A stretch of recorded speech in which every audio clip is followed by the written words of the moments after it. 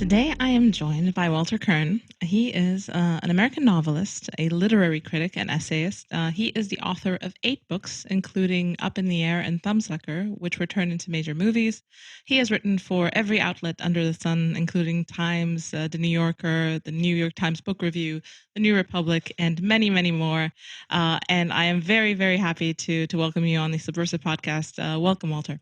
I'm very glad to be here. Are my glasses so reflective that you can't see my eyes? No, I can see your eyes very well. Oh, okay. So I'm glad to be here. I don't know where you are. I don't know what time it is here. It's 1 a.m. It's 10 a.m. I don't know if you've got headlines from your day that I don't have yet out here.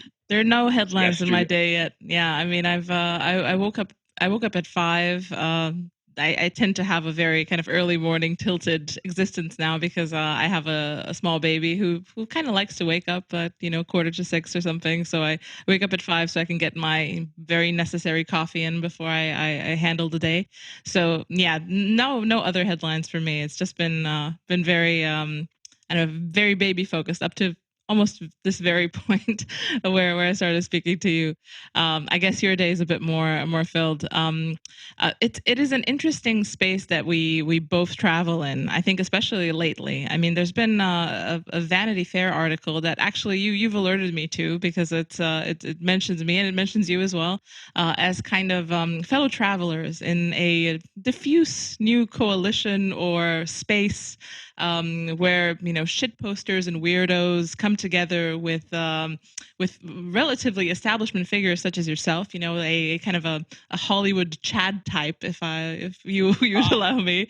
What brings you to these waters? Because this isn't a very I don't know. I feel like someone like you would have more to lose by I don't know, rubbing elbows with the likes of me and my acolytes.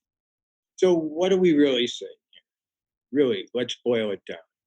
We're saying that you, Alex, who has what?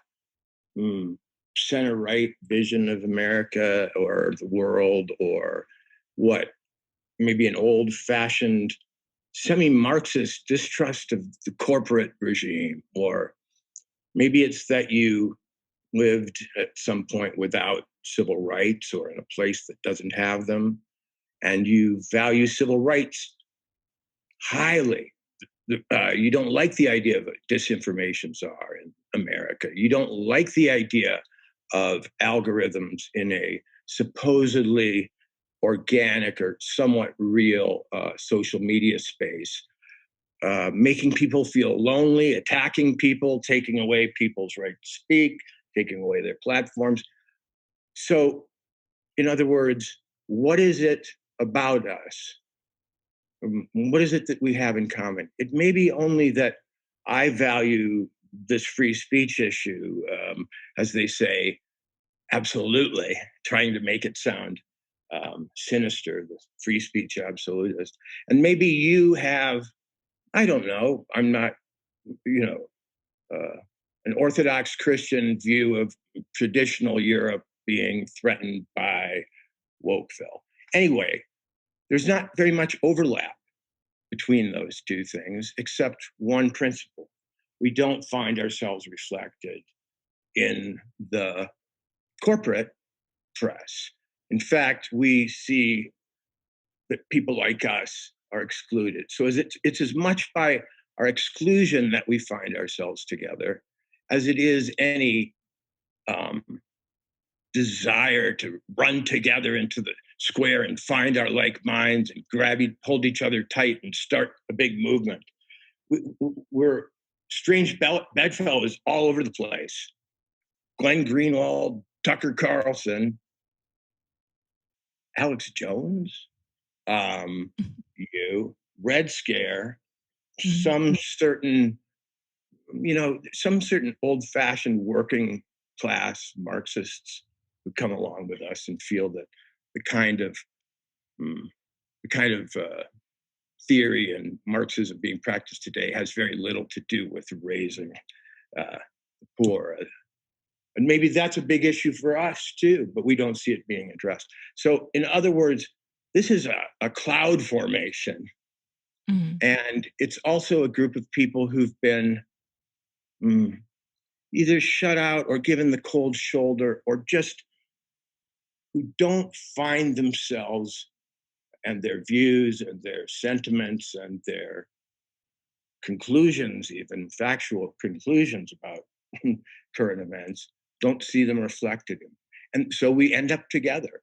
And we are a group that, if we ever really aired our deep down, core value that keeps us in what is now an unpopular space, what is it that causes us to value something more than the current thing, as Mark Andrews was saying on Twitter? Why aren't we into the current thing? We're just the people who aren't. I mean, sometimes I don't know what we have in common, except we just aren't joiners. We're a loosely organized group of people who hate groups. I don't know. But we found ourselves together through no deliberation, through no premeditation. I didn't, seek to find someone of your profile and make friends with them. We became aware of each other in a space that we've made that isn't just inundated and controlled from the outside by whatever you want to call it, groupthink, establishment rhetoric, regime propaganda, mainstream corporate media advertising friendly bullshit. So in other words, I didn't sign a petition to get here. There was no membership list. I saw no criteria for inclusion or exclusion. We've all kind of recognized that we don't have a home there. Yeah, I think that's kind of how I ended up here as well. I signed up to twitter.com and started posting my writing there, and it kind of took off as well. And then, it kind of it's kind of an emergent coalition as well. And my views probably aligned more to kind of this scene that was described in the Vanity Fair article that we both read. And it does feel like it's kind of taking a bit more shape, or it might be the case that the media does tend to like to create scenes or to impose parameters. Okay, who's in the scene, who's out of the scene. I know it sparked a lot of kind of infighting and schisms, like who was included, who wasn't included in the article, who is getting the dark money. I mean, I'm still waiting for my dark money check. Don't. Have you ever seen yet one credible charge or explanation of how foreign influence goes to independent journalists in the United States? Has anyone ever been caught with their hand in the Putin till? That's all baloney. They can say it as much as they want. That's a tactic of theirs, but I don't have to. I don't have to defend myself against it. I don't even have to consider it deeply and waste my mind space on it. It's absurd and not the case. In fact, the case is very much the opposite. There is a group on the other side that very assiduously tried, using Putin-style tactics of government police, state-friendly media conspiring to create a web of suspicion around the last president in a way that convinced a lot of America that he was an actual traitor and that we were in actual danger of sort of, I don't know, takeover by, Russia with a little bit of our population so far away. I don't know what it is that boogeyman Putin, is supposed to do as his last move, take over, all Eurasia or something. But in any case, the reason I think, in that Vanity Fair article and was included was because, unlike the other people who are monarchists or, neo, Caesarians, they want a strong hand, they want a clean sweep, they want a new system. and they want a reboot. But that wasn't my preoccupation for the last couple of years. My preoccupation is the erosion of our ability to be ourselves, speak our thoughts, compose our thoughts, because the language itself is starting to become, denigrated and sort of ideologically simplified and so on. So it's expression, it's free speech, and it's the right to just live our damn lives, move around. I'm part Roma Gypsy. I've made a point of that sometimes on Twitter, if only to explain my restlessness and my lack of interest in joining bureaucratic structures for security. The Roma people flee bureaucratic structures as, the minute they see them, and refuse to even give themselves names and birth dates in some cases. So, let alone vaccine passports or whatever. I don't know how they're weathering the COVID regime in Eastern Europe, Spain, and such. But in any case, my issue is liberty, a certain kind of liberty that allowed me to be an artist, that allows all novelists to work. My father was a patent attorney. He spent his career taking people who had come up with a new idea, a different idea, often a crazy idea, one that their neighbors didn't understand. And he helped bring those to fruition, those patents. And, the creativity of the US patent system is written right into the Constitution. So it's not only that we're free to speak, we're free to invent in this country, specifically in terms of patents, and that's in the Constitution. But we're free to invent ideas, industries, schools of thought, ways of building a town, etc. And I don't want to see that creativity and that heterodox, sloppy, experimental, Whitmanian, sort of capricious American spirit taken, throttled, and placed in a plastic bag and thrown in the river by people who've decided that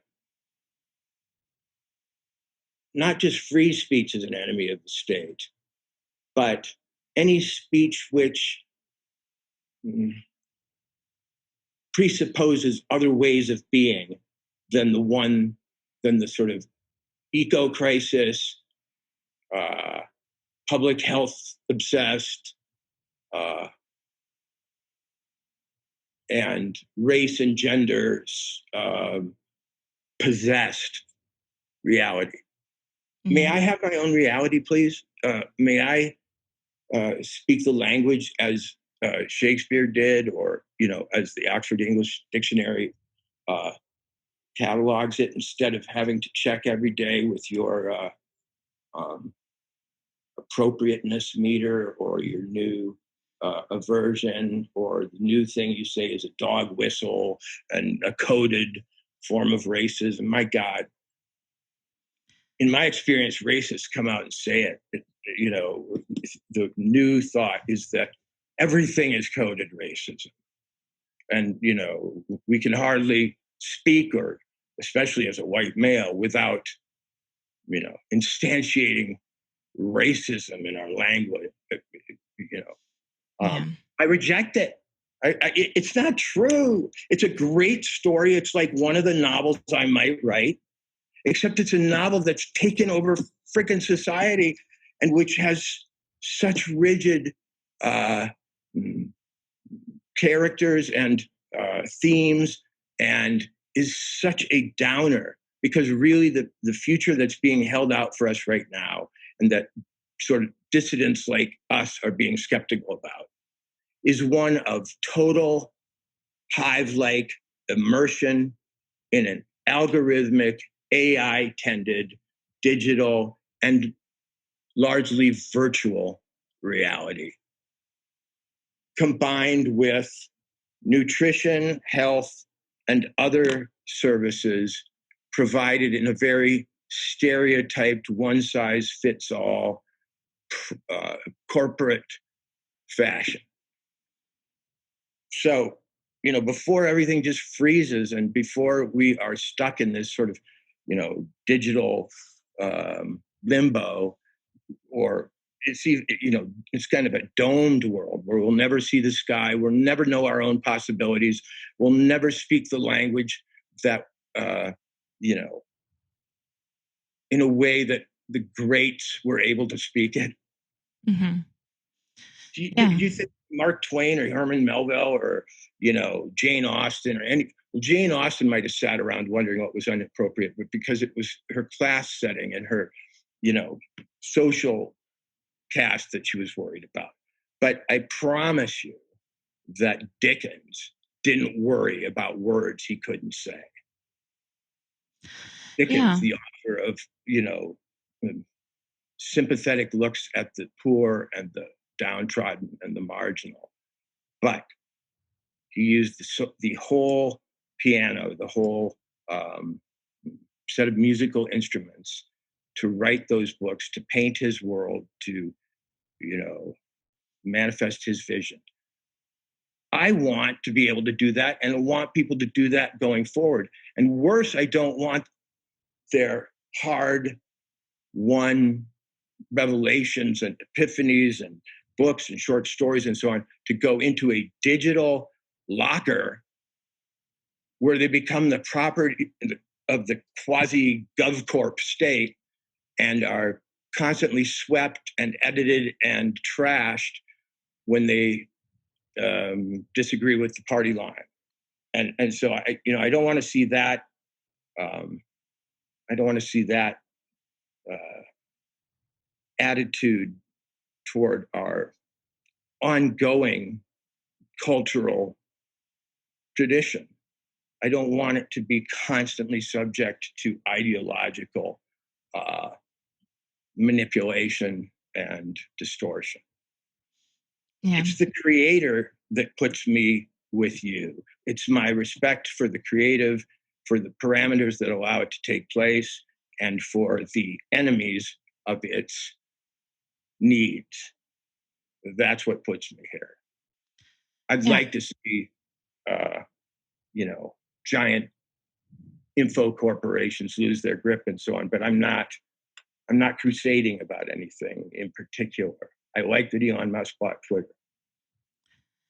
Yeah, I think it's the freedom that you describe and the freedom that kind of we all aspire to, especially in our niche. One would say, I might say that any sort of a freedom of that caliber has to manifest itself on the substrate of people having a common understanding of reality. There's always in any regime there's kind of a hegemonic perspective on what is real. Like for example, we have extreme diversions in value now in our society. Like the hegemonic system says, okay, men can transition into being women. Abortion is healthcare. Like all sorts of things that are metaphysically completely incompatible with the views of other parts of the population, which essentially are the ones that are squashed at the moment. Essentially, I feel like the kind of freedom that you're describing can only happen within a system where we agree, or within a society where people agree on very basic fundamental, what is a human, what is a woman, what like the basic categories of even encountering each other in society, on the street and in a work setting.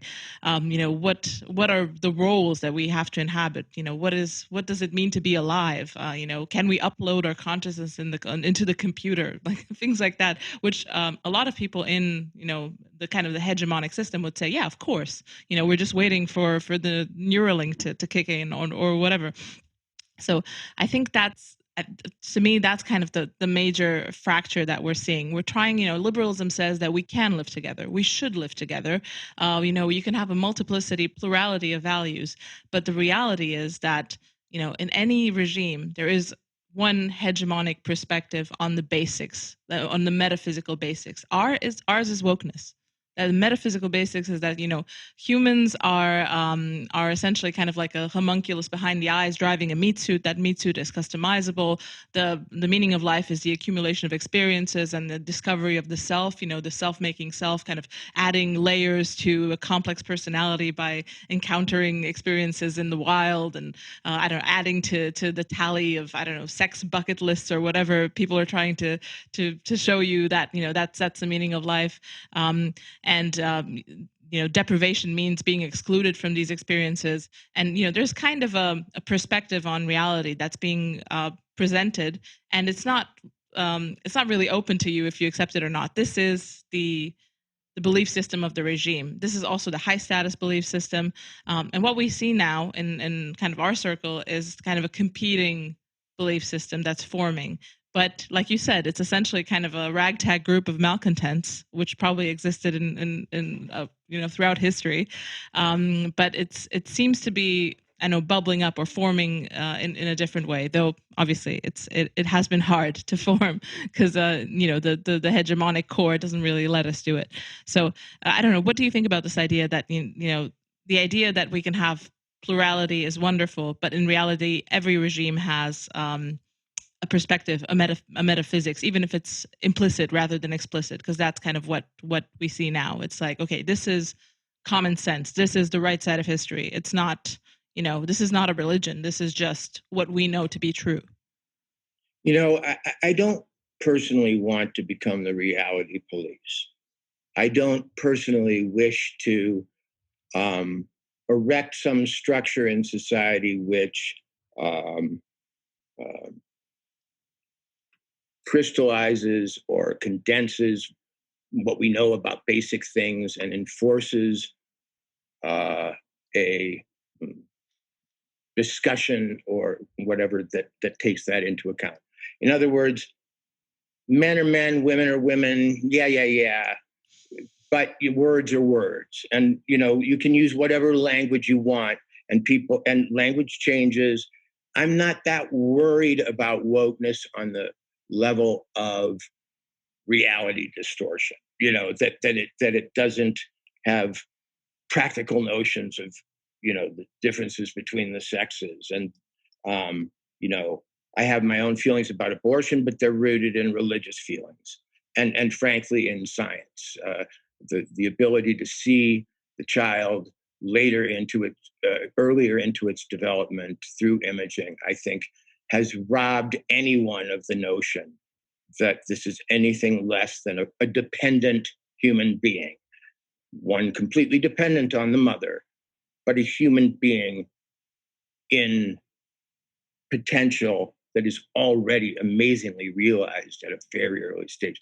But that's my feeling, and that's not how I set the stakes and stake out my politics. Gender, race. You know what? The truth of race is that they are having an argument that I'm 59, that my generation felt was pretty settled, and not settled badly back when. And the way we settled it was we were going to remove legal barriers to, various races advancing themselves, availing themselves of the law, and so on. Not We also had affirmative action, but I'm too old for white privilege. Sorry, I'm too old for toxic whiteness. I'm too experienced to think that there is one all important thing about me, and that's this weird, looking skin that is sometimes doesn't even look all that white to me. I mean, I have sort of, Roma, as I said, ancestors, and my 23andMe is kind of mixed up. And I never went around identifying as a white guy. I mean, what? Nobody did. They forced it. They forced that into that defensive position. And then they said, look, see, they think of themselves as white first. No, they didn't. Yeah. Yeah. I mean, They it's didn't a, in Minnesota where I grew up. it is a kind of a, to me it feels like a core vulnerability of the liberal system, because you enshrine equality, and then obviously you remove barriers, you introduce civil rights, and then 10 years afterwards you probably don't expect equality. Then 20 years afterwards, we're 40, 50 years afterwards, we there is no equality. A lot of people live in the ghetto. They have a low standard of living. Their schools are a mess. Violence abounds. These people are asking questions, and it is very politically expedient and very politically powerful to weaponize this discontent and say, okay, they might have put it into law, but it's not really happening, is it? And for a lot of people, that is the reality of their lives. So it's very easy to weaponize these things. Whatever, when you have a constituency and you have something that an issue that's politically salient, I can understand why wokeness is quite popular in the spaces. I mean, what? Wokeness is a method, correct? I mean, you teach students about their privilege. You make them aware of what it is to stand in the other person's shoes. You maybe create in them a terrible self-consciousness about language, and maybe even you convince some people that math and the hard sciences, being some, though they aren't actually white inventions. I mean, if you have to go back to India, you have to go, to Egypt, to the Arab world for a lot of what we consider science and mathematics. But never mind, now they've become the property of, you know, Connecticut yacht clubs or something, whoever is supposed to represent now whiteness. Because I can tell you, I don't identify with 3/4 of the identities. I don't know what it's like to be really proud of being Irish. I don't know what it's like to, feel, how can I put it, to be Asian, and at the same time you are feeling perhaps new to the culture, and maybe confused, and maybe even discriminated against. You have been now declared to be some population that isn't exactly victimized. In fact, maybe kind of a winner population that's creating problems. Like, where did they come up with all this bullshit? I mean, really, it's not they didn't run experiments and get conclusions. They didn't run computer programs and have them spit out answers. They invented all this stuff. It's as invented as all human, as phrenology, when they thought the bumps on your head determined your personality. It's going to change. It's all we know about it is that it's wrong, that it will be proved wrong, because everything is. But we're acting like we got to stake the future of the damn planet on it. I mean, you've got people who have arrived through wokeness and various analyses of progressive politics to the position that maybe it wouldn't be bad if we had a nuclear war with Russia. You know, um, Yeah, because it is the right side of history. There's no expense spared to be on the right side of history. right. But I guess what I'm saying is it's not the culture war things and the arguments over gender and race that bring me here, because I don't pay that much attention to them, to be honest. Uh, they don't interest me. Their language, their vocabulary, their rhetorical moves, their arguments can be learned in about half an hour, and all they do ever is replay them. So they're boring. I mean, 300 people are boring. You wait around for them to come to make the charge or come to the conclusion that is one of 10 they've been supplied with. So, uh, as I say, it's not reality that I think uh, the left, or whatever you want to call them, the corporatists, are denying. They're playing games with language. They are playing games with human bodies. That's true in the case of uh, in the case of reassignment surgery and so on.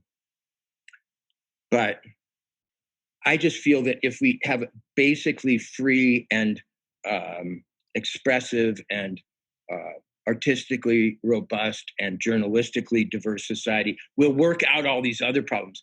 But we don't have a frickin' chance if our method, our traditional method for inventing things, testing ideas, contesting ideas in politics, if that framework, if that system, and if that literally that language breaks down or is unnecessarily and unduly inhibited, we can't solve any of the other problems because we can't talk, we can't be heard. Maybe we even end up enemies of the state permanently or semi-permanently put on a kind of suspicious person, list, like bad Scientologists. Get the feeling they're about 5 minutes away from publishing those lists. Yeah, there's a lot of lists that have showed up lately. There's one, I don't know, I think it's misinformation by the German government. I was sad that I wasn't on the actual, I don't know, there's like a spreadsheet that's associated with the list, but I was on the graph, so I think someone's been messing up that list. And there's a, transgender, advocacy list as well. So I was sad to not be on that one. To be honest, I feel kind of excluded by the whole list making. I mean, I've been working hard to get on all the blacklists, and I feel like they're snubbing me. But yeah, there are lots of lists going around. But I feel like we're kind of at the point where there's a bit of a blacklist inflation.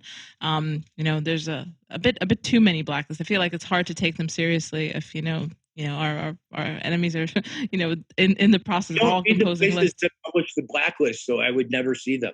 I mean, I literally don't read them, and it's not because I have a grudge.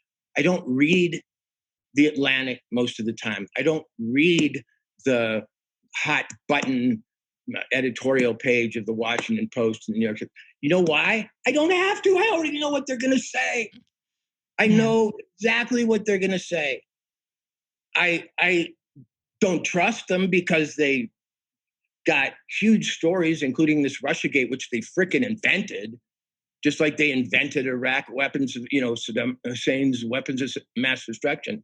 I mean, we've got an unbroken record in this country of having our big, quote, gold-plated liberal press establishments go along with our completely deceptive and maybe not all that competent intelligence and defense side to throw whoppers at us. And the last whopper in the New York Times and the Washington Post and every other damn place was Donald Trump peer on prostitutes, Putin puppet, and remember how he was supposed to be insane in some way? Of course. Of course. He needed doctors' checkups constantly. It's something we no longer ask for in our presidents. But so, yeah, I mean, I wonder in the more kind of elevated circles that I feel like that you travel in. What do you feel is kind of what is on the mind of the people who buy into this ideology? Because it does seem to be still, is there full buy-in, or is there kind of an inner knowledge that, okay, we're just kind of putting up with this, and we're going to say yes up to a point, but there is kind of a breaking point? Or will these people just go to the wall with whatever whatever comes down the pipe? There are always fewer true believers in the world than one thinks. There are more than there probably should be or than one needs, but there are fewer than one thinks. And when they took the mask mandate away on planes, you saw in an actual visual in real time what was called a preference cascade, meaning people who had been falsifying their preferences have been wearing masks because they didn't want to make waves, or that was the law, or they wanted to seem like a social-minded, neighborly person. They just whipped them off, man, and they were gone. And I was on a plane the next day, and if I saw 80 people on the plane, maybe 6 of them had masks. What happened to the science, man? What happened to my mask protects you? What happened to, I'm very worried about Omicron. Nothing. They freaking took them off. They had been faking it the whole time. I grew up partly in the Mormon church and around a lot of conservative Christians, evangelicals of the 80s. And in those days, there was a lot of speaking in tongues and faith healing going around. And I had a relative who got in a faith healing service. And he got in a line, and everybody walks up to the priest or the preacher, and the preacher puts his hand on their forehead and names their malady, and they fall back, thunderstruck. My brother's walking up, getting closer and closer. He's like, what do I do if I don't feel anything? Finally, he's right in front of the preacher. Everybody's looking at him. He's got time to be healed. The preacher puts his hand on his forehead, and my brother throws himself backwards. Because if you don't throw yourself backwards, you're saying that the people around you maybe were faking it. Mm-hmm. You're saying that the priest doesn't have the powers that those people feel. You're saying that the healing doesn't work the way everybody has agreed in advance that it does.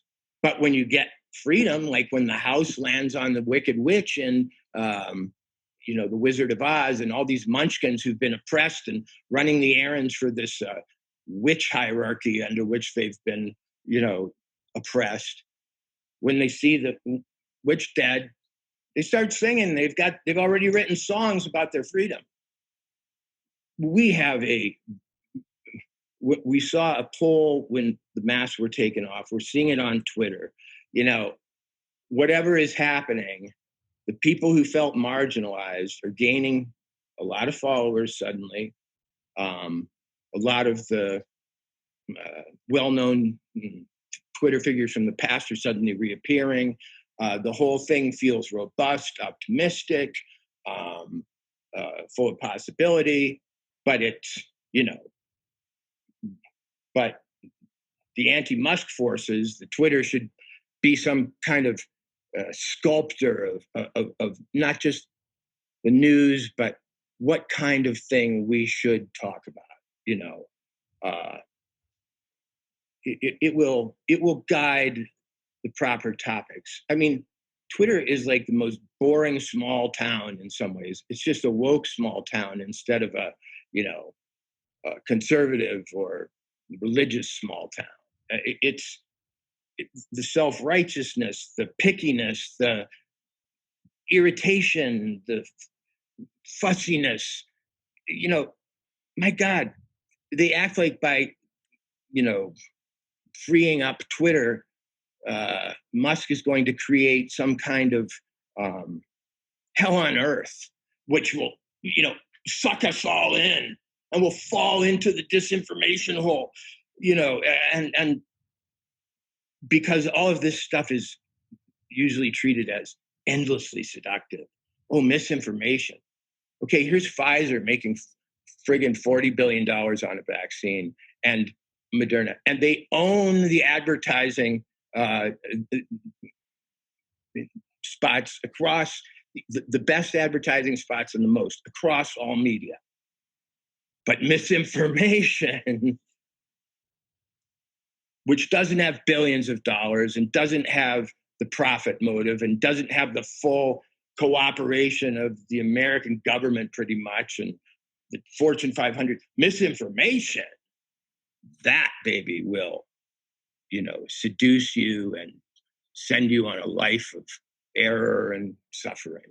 What is it about these Twitter memes that can be so much more powerful than $5 billion advertising budgets from Pfizer and Moderna, et cetera? It's all upside down. I mean, they're trying to squeeze out literally the static at the edge of the recording. Yeah, no, I see what you mean. It's I also kind of understand their fear. I mean, Twitter has kind of traditionally been the place where the current thing is cooked up. The narrative is refined to be pulled and pushed into other more, visual-based social media. And, if you think about how, voting decisions are made at the level of the population, we are in a sort of rule by media where, how does one decide who to vote for? You are told what the current thing is, what you should be interested in, and when the powers of the people who decide what the current thing is are eroded, as they have been in the takeover of Twitter, I can understand why they're getting a bit hot under the collar, because that's traditionally been their main power base. But it's like the way the Red Menace was sometimes overblown back in the 50s. There was a communist cell lurking in every small Iowa town. Rock and roll was a way to break down the sort of sexual morality of youth and so on. Well, whether that was all true, It kind of was, to be honest. True, communism, the communists, despite being vastly outnumbered and having to meet in tiny, like underground halls and have secret membership lists, and was thought to be just contagiously powerful.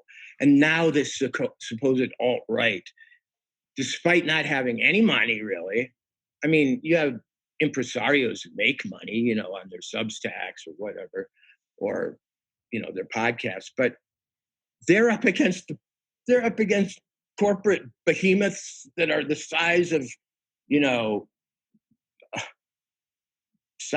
Southeast Asia. One company is the whole economic spread from Vietnam across Cambodia, etc. I think Amazon's probably bigger, but we have to be worried about these alt-right memes. But if you look at engagement, that's usually, for example, if the New York Times posts something, huge account on Twitter, they get, I don't know, whatever, it's like 30, 40, 50 retweets of their articles. One anime avatar who posts something quite spicy can get 10x that reach. Some have tens of millions of impressions. I don't know, a week, I don't know, a month. I don't know exactly how Twitter analytics spits that out, but yeah. One of the jobs of social media was to create the impression that the mainstream media was still healthy and was still singularly influential, and was still read by them and believed and sort of followed by some sort of middle range majority that actually decides what happens in America. Twitter was meant to make us think all those things were still true. They aren't. In fact, the mainstream media has discredited itself through a series of false and fabricated and government-friendly and Democratic Party-friendly stories that have made it impossible to figure out what in the paper may be accurate. I mean, one lie spoils 10 truths. And, I don't want to have to spend my time reading the New York Times figuring out which is a lie and which one's true. They used to certify that and be proud that they did and make apologies when they didn't live up to it. But now they are part of the parade, man, Yeah. But anyway, Twitter created a feeling in them, I think, that they were influential in ways they no longer were. Because I can tell you, having worked in magazines and sort of establishment, big mass magazines, the people at the office in New York who are, on the inside of the magazine are kind of clueless about the real world. Like, it's like hiding in the middle of a building. You don't know everything that's going on. It takes an outsider to tell you. They're so concerned with, propping up their power and the, inside politics of their various outlets, that they don't see that no one's listening. And the fake applause from Twitter made it seem that I think they were more relevant than they were. I mean, they don't have the numbers, that's for sure. And I mean, CNN, what is it really now? It's like that little loop they run on gas pumps, entertainment news for 2 minutes on the gas pump while you fill it up. That's what CNN feels like to me, only a longer version of the gas pump news. It's just, you know, I can read The Atlantic if I want to find out what today's line and groupthink is, or I can anywhere. In fact, someone on Twitter will yell it at me, so I don't even have to find out what the reigning stances are. Someone will use it on me. Yeah, it is interesting because, like you said, I feel like that microcosm that you describe in the middle of the magazine, I feel like a lot of people especially who believe in kind of conspiratorial, very like meta organizational ideas where there's a cabal of people, they're all aligned and they all kind of have a plan to impose on people. I feel like they probably haven't spent enough time in the middle of one of these organizations to see what people's motivations actually are. And I mean, I've not been in media, but I've been in tech, I've been in finance, and everyone's looking out for status growth within them. They want to look attractive to the other sex, and they want to become part of the good graces of someone that they look up to has a bit more status than them. So you always kind of have to look to whoever they're looking to for status. Those people tended to be woke. Now that seems to fade out a little bit. Not everyone with extreme high status is woke. And like you said, there's a bit of a preference cascade there as well. So my feeling is that once it becomes kind of déclassé to be woke, to be extremely woke, then things might turn quite fast. Well, that's why the New York Times set out the fashion police to nip this, alt-right chic in the bud. Yeah. Don't you have your head turned by some muscular Bronze Age pervert follower who, can quote Nietzsche and is on Twitter with his recipe for high protein, black flapjacks in the morning. Anyway, don't get caught up in those women who believe in natural health and traditional healing modalities for COVID. They really don't want they want to be in charge of social contagion. They don't want it to happen without their permission. And they're a little afraid that these oddballs, these dissidents, these free speech absolutists, and a lot of Orthodox Christians I find, and a lot of people who are kind of classicists and just see the best of the civilization being unnecessarily not just attacked, but diminished, in a way that could actually be a big problem, going forward in running a modern system. I mean, I don't know how much woke physics will, keep a plane in the air or get a missile to its destination and so on. But they are afraid that it's getting cool to not go along with everyone else at school. And that is a natural human trend.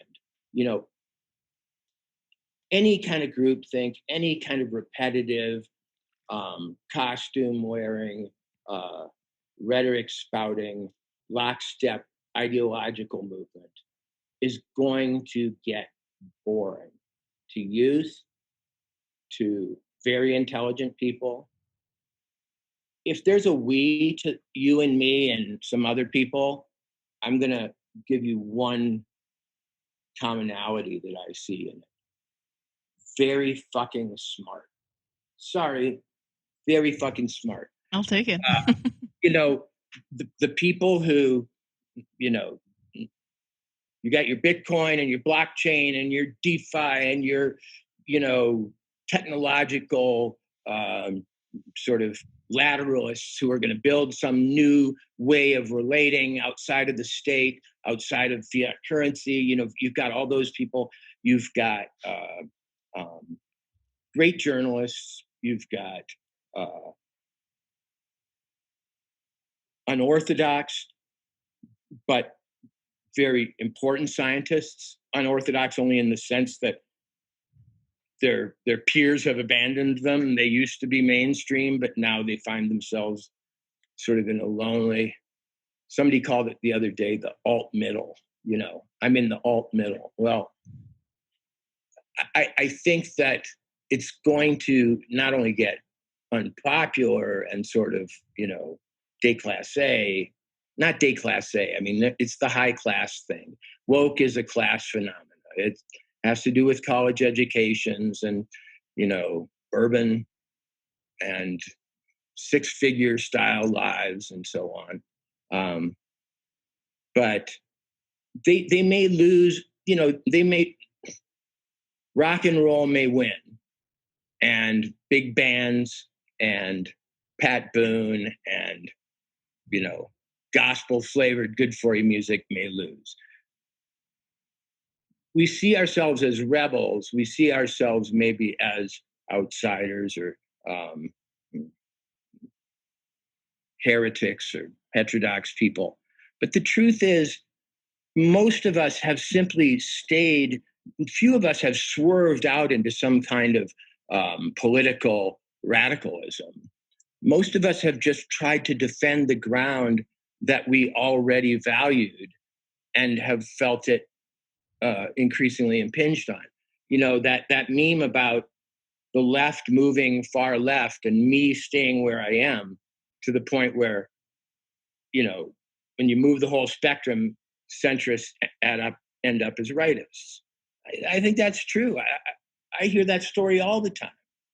I mean, I see people who want to be leftists. Maybe me. I'd like to be. It's just that I have to be so stupid. I have to mouth their things. I have to pretend things are true that aren't. And I have to subscribe to whatever the newest craze is uncritically. I can't any longer really have scruples about truth and untruth in the New York Times, or whether or not the Ukraine war is being reported in a completely deceptive way as a propaganda move on the part of the Ukrainians who are attempting to get more arms, or maybe our weapons places who want to, have an excuse to arm them more richly. But in any case, I just can't do it, man. I can't pick up the paper every day and go, even if it's wrong, it's the right idea and the right people and da da da da.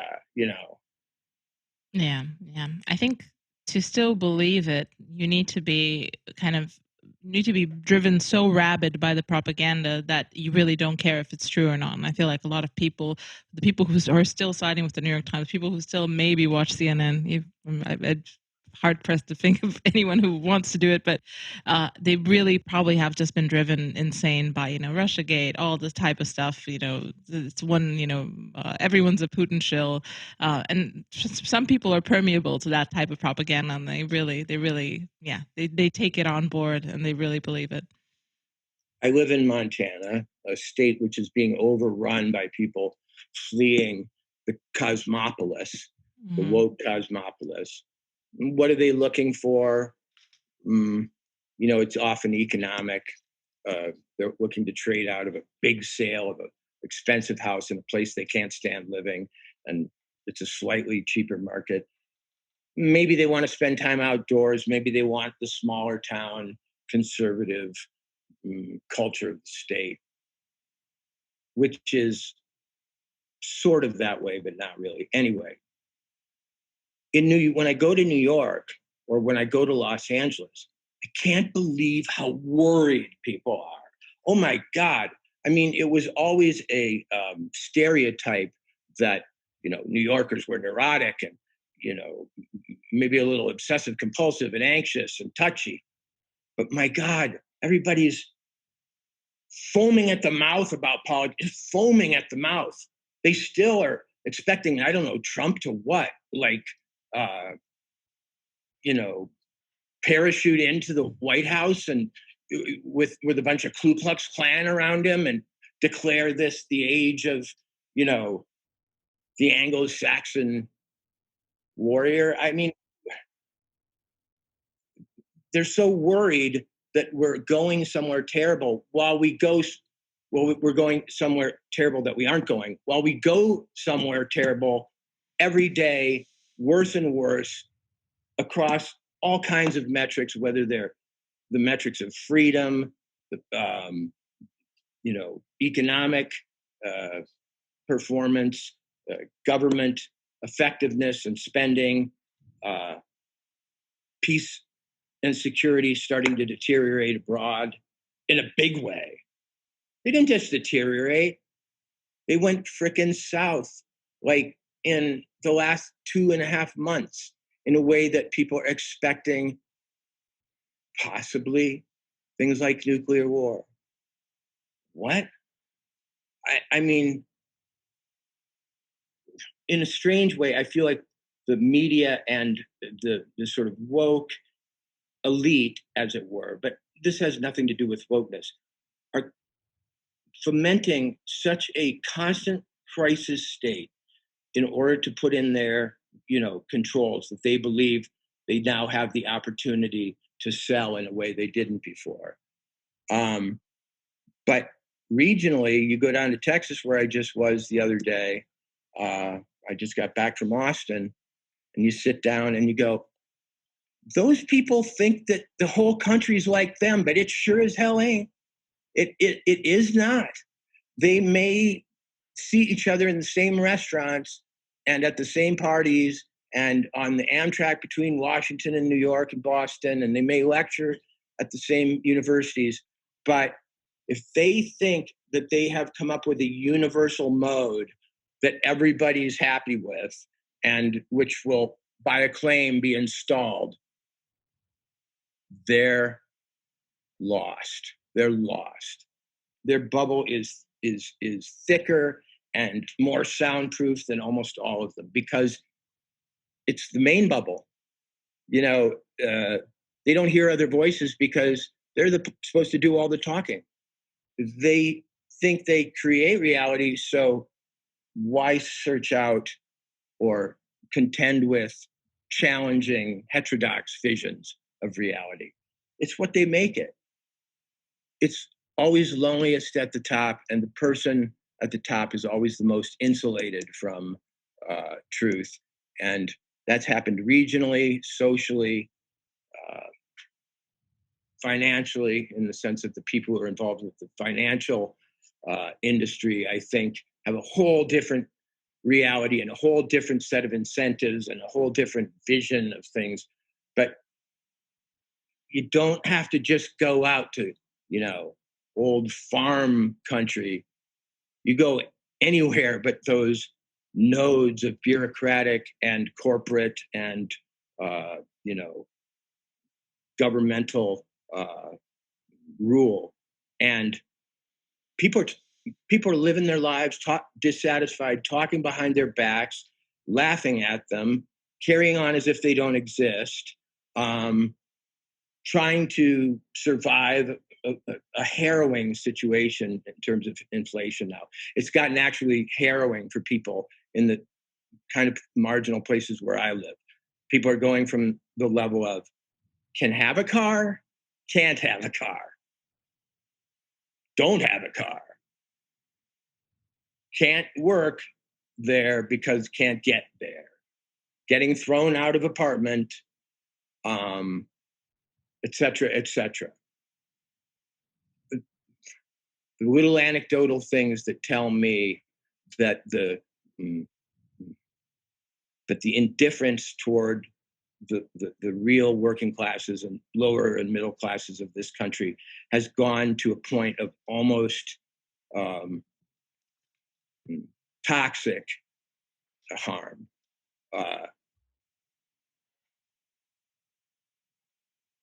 but who, you're walking down the street in certain parts of Brooklyn and the leaves are, blooming on the trees, and here comes the double stroller, and,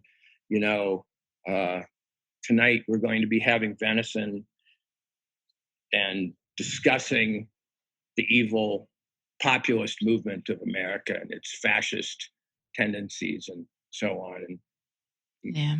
that's not a clear vision. Yeah, there's a lot of ruin in a nation, but it all, it will come to a head at one point. Like you said, when things stop working, when the infrastructure breaks down enough, when, the people dying are at your door, the people collapsing from fentanyl aren't in, the middle of America, but they've made it crawling to your door, then, things are going to change rapidly. Anyway, this is a bleak vision, as I've I've gotten people used to on the show.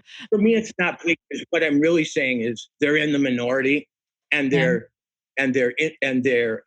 incestuous, and they've lost their feedback loop with the real world, which suggests they're not going to be successful because their picture of events is erroneous. Their awareness of the forces at large is mostly sort of self-serving mythology, and they can call people names. They can call them, call it the rise of fascism, white nationalism, or whatever. But it's people who had a car and now don't have a car, and all the things that come with it. Yeah. Brought to you by the Party of the Working Man, the Democratic Party, United States. Hasn't been the case in a long time. Yes. So I want to ask you the question of the show. It is: do you have a subversive thinker, living or dead, in any domain that you can think of that you think is underrated, that people should look up or read more of, or just be aware of? A subversive thinker. Mm-hmm. You mean somebody in the contemporary scene, or someone going back to? Doesn't matter. Whoever, maybe someone who is influential in your thinking about the world. Doesn't have to be extremely unknown. This isn't a head-on answer, but let me say that I recommend to everyone the 2-volume short history of the world. Hang on.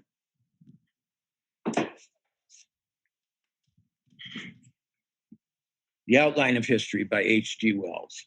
He is the opposite of a subversive thinker in the sense that he sat down and wrote a story of humankind in 2 volumes, starting with the mists and volcanoes and, down through the worms, right through the Bible, right on up to the United Nations. This book, if any book crystallizes the rationalist, socialist, sort of progressive vision for mankind, it's this book. It literally is the Bible of globalism, because it paints history as a sequence of larger and larger agglomerations of social, social power. And it sees it inevitably trending toward a one world, government run on very rational, sort of sanitary, engineering, welfare purposes. And so if you want to understand the understructure, or the real ground on which the progressive project, and to some extent the sort of center left social, this Democratic Socialist of America type project, go read H.G. Wells, who says everything has come to this point in order for us to become one world under one government, using rationalist sort of welfare state ideas of what the human being needs, you know, a certain amount of food, a certain amount of this, a certain amount of that. It's both a magisterial book, you know, but it's also completely empty because it leaves us at the present, which is a time when we have the structures of globalism about to come into place. And we have something of the philosophy that's going to attend it. It's going to have to do with justice. It's going to have to do with justice and carbon. We know that. Okay. And it is absolutely uninspiring. I've not read one book about somebody who's really excited about it. I haven't read one compelling fictional story about somebody involved in the project in a way that is interesting. It's like we are in a giant high school moving towards some bland, you know, super positive pep rally and reorganization of everything. And everybody's kind of coasting along. Some of us are holding up our hands and saying, you know, warning, warning, some of this is not kosher. But for the people who are on board with the current thing, where do they get the sort of excitement to get up in the morning? Like, everything's known. It's just now a battle against the fascists to install the conventional, settled, Foucault adjusted new language, new gender, new race, new culture, and do it all using sort of coercive state power, like surveillance and, you know, monopolies like Google, info monopolies, sort of that work hand in hand with the government. To me, it's not bleak, though, that they are trying this. It's a bleak vision of the world. It's a bleak vision of humankind. To me, it's exciting that the people who don't buy it are setting aside their differences. You know, it's not even a coalition. They're just willing to tolerate each other because they so value, they see it as such an urgent situation. You know, we can't be purists. We can't all be, you know, touchy about our little list of pet issues and whether or not you agree with them or, you know, similarly passionate. We're getting together. We're going on each other's podcasts. We're retweeting each other. We're reading each other's Substacks. We're doing all this self-reinforcing stuff because we're really, really sense the time is short. We sense that the struggle is now. We sense that the struggle is being hidden from others, but that it's apparent to us. And that puts us in a weird situation. We're literally fighting, we're going out to fight a battle that other people don't even know exists. We're wary of a future that other people haven't even let themselves conceptualize, and we are especially, I think, protective of all that is going to be lost really quickly, like really quickly. It already has been. I mean, people can't read. You know, it's not going to matter whether we have good libraries or they go back and electronically Bowdlerize books. Nobody's going to be able to read. And that is, in some sense, the choice of the public education system to put its resources into other sorts of teaching and other sorts of so-called learning. But, you know, what I do is going to literally become illegible soon. And so that creates a sense of time being short. And when time is short, when the battle's urgent, and when it seems all important, people of different kinds come together. And I'm all for it. I hope it keeps happening. I hope Twitter allows it and allows it to also be seen. It's not shut away from us. We get to see and witness the actual formation of various, opinion groups about major issues, because we've been just told one thing. We're given one option in each of these current thing modes.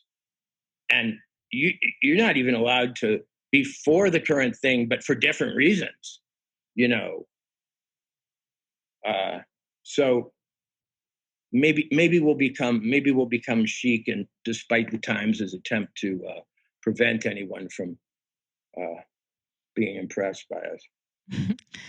Yes, I mean, hopefully we can also kind of survive the movement turning into a scene, because that kind of has its own downsides. But I guess that's part of the process for any sort of intellectual formation.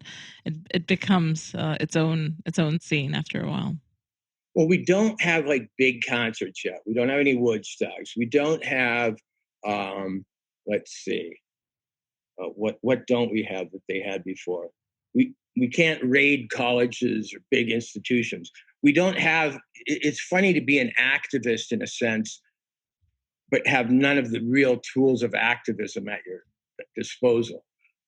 All we can do is say things, report things, network, but we have very little ability to speak through, the academy, very little ability to speak through journalism, very little ability to speak through party politics in America, Democrat or Republican. And so, we hang out there at the edge. And as I say, the optimism about Musk, I think, is that when there's freedom, you do have something closer to a meritocracy, because when people are at least able to see what their options are, each of those options has the chance to, shine or, solve the problem. And there are personalities, ideas, and sensibilities coming out of this dissident movement that are starting to catch on. The humor of the movement, or this pre-movement, is par excellence. Some of the best political humor in the history of the United States is being produced by the heterodox. And I think it's their humor that's been winning keeping the other side at bay. I think it's their ingenious ability to be succinct and to show absurdity on the other side, and to use virality and simplicity to go up against these walls of rhetoric and doublespeak. Yeah, and it feels like it's working. I mean, I'm very hopeful. I've put some of my eggs in this basket, so I'm happy this is happening. Thank you so much, Walter. This was lovely to be able to speak with you. I want to point people towards your immense opus, which includes your Substack as well. You have a Substack. It is called Unbound, at walterkirn.substack.com. Is there any other place, any other thing that you want people to purchase, look at? I am. It's been a long day. It's 2:30 in the morning. Excuse my rough voice. I've become a columnist, or I'm a new columnist at Compact Magazine, a new magazine which sort of combines, in a weird way, the dissident left and right. What's left of maybe the class-based old Marxist or left-wing American, union organizer and stuff.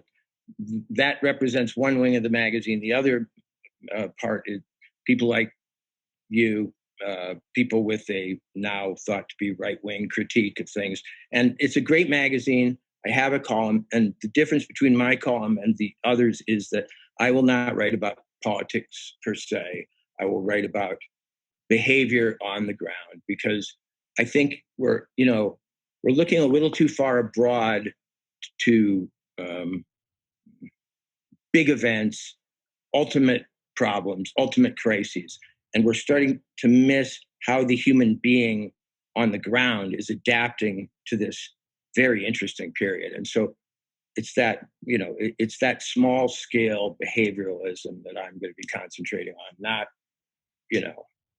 Yeah, there's enough political writing, to be honest. Yeah. I think this is a time to let a thousand flowers bloom. And I'm very happy that some of those flowers are going to be yours. So please do check out Compact Magazine. Also follow Walter on Twitter. You might be the person to bring him over 100K, which is an amazing achievement as well. 100,000, especially without a blue check. My followers, mine are hard won because nobody at Twitter awarded them to me, and they're not padded with bots. So exactly. So please do be one of the genuine followers, non-bot followers for Walter. Thank you so much. This has been a pleasure. Well, I ranted. It's late. My mind is sort of circling itself, but I really appreciate that there's a place like this where we can tell the truth and, not worry, because this whole time, all the concerns that I have speaking in the normal public square went away. So you've created a great space, and this is what I want more of. This is what I want the world to feel like. Oh, thank you so much. That means a lot.